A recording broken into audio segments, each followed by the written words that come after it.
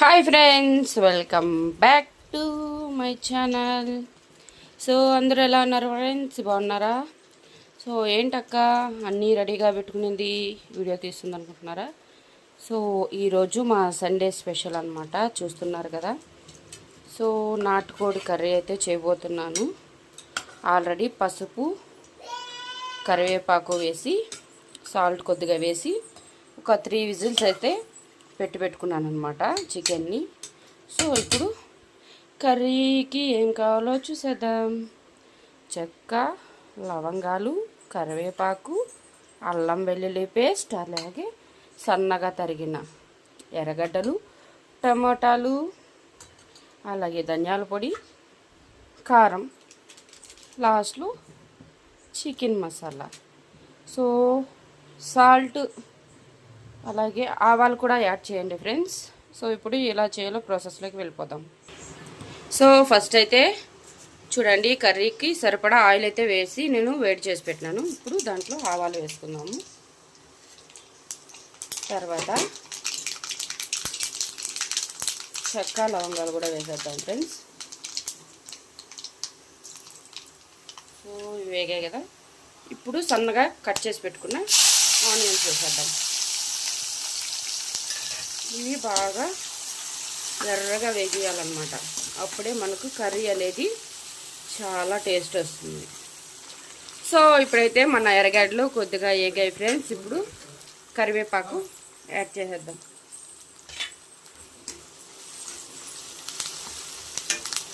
చూడండి, ఎర్రగడ్డలు అయితే బాగా వేగిపోవాలన్నమాట, బ్రౌన్ కలర్లోకి రావాలి. అంటే మరీ ఎక్కువ బ్రౌన్ కలర్లోకి కాదు, లైట్ బ్రౌన్ కలర్లోకి వచ్చేంత వరకు బాగా వేయించుకోవాలన్నమాట.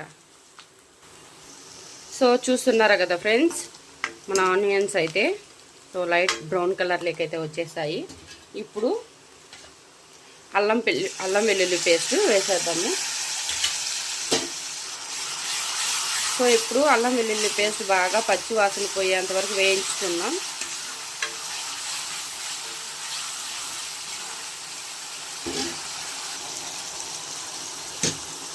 చూడండి, అల్లం వెల్లుల్లి పేస్ట్ కూడా బాగా వేగిపోయింది.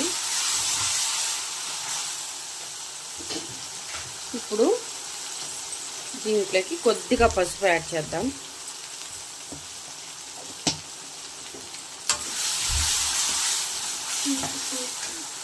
అలాగే సన్నగా కట్ చేసి పెట్టుకున్న టమాటా ముక్కలు కూడా వేసేద్దాం.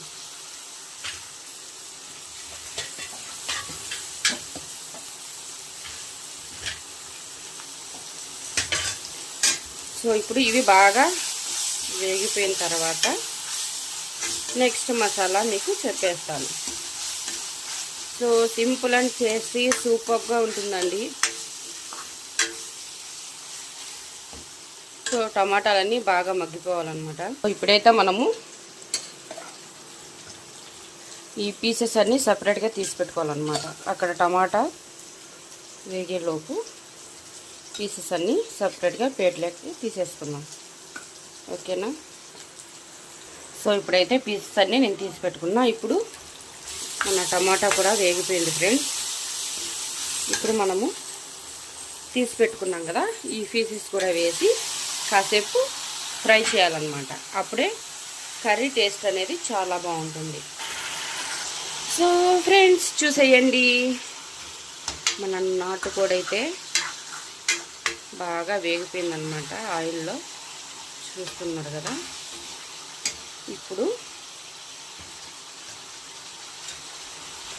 మనం తీసుకున్న కారము, ధనియాల పొడి రెండు వేసేసి మళ్ళీ ఒకసారి కలబెట్టేద్దాం. సో చూడండి ఫ్రెండ్స్, మసాలా అంతా వేసాను కదా. ఇప్పుడు మనం ఆల్రెడీ ఉడకబెట్టుకున్నాం కదా, ఈ వాటర్ అయితే దీంట్లో వేసేద్దాం.